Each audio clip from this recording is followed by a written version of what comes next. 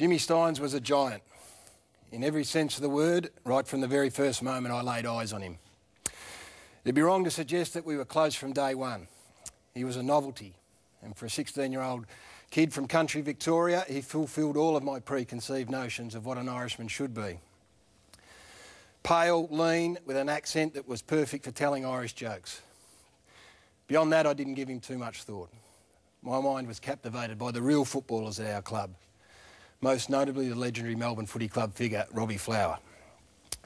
He was the man I aspired to be.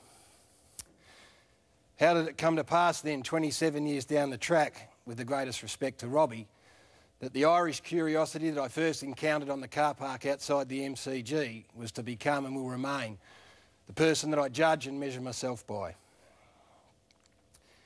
With time and age or some form or degree of maturity comes perspective, and I realised that life is more than just football. And I now see the irony in that I was to become the leader of the football club and help set a standard for others to follow, while all the while it was Jim who was doing the real leading and setting the real standard. I see that with such clarity now. I didn't then, and it led to doubts about Jimmy. Why was he not fanatical and obsessed like I was? Why did it appear that football was just a game to him where it was much more to me? Why could he smile an hour after a losing game, whereas it took me a weekend to get over it?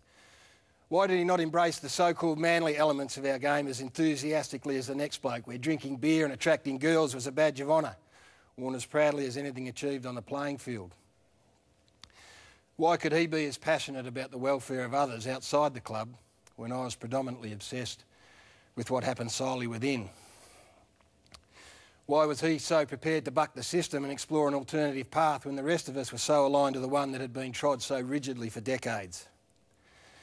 Why did he not shy away from displaying his emotions where I saw it as a weakness to do so? Why was he so fervently proud of his Irish heritage when I had barely given mine a second thought? Why was he so sensitive to issues of racial and religious tolerance ahead of his time, while I was ignorantly part of the problem? I thought he had it all wrong. What I now know to be true is that my doubts were less about Jim and more about myself.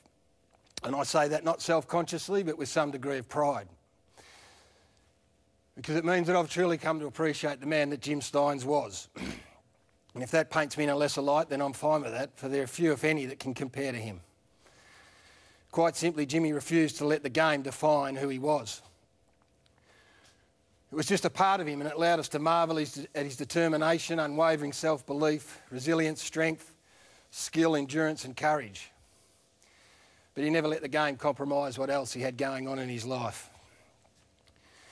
He showed me that you can be committed but not obsessive, the need to separate the playing field from the field of life, that you can gain satisfaction out of the contest regardless of the result, that you could enjoy the environment and male bonding that footy provided, but always maintain a sensitivity to what is right and wrong, that you never get so tunnel vision that you don't recognise the needs of others, that you can be both compassionate and ruthless in the pursuit of excellence.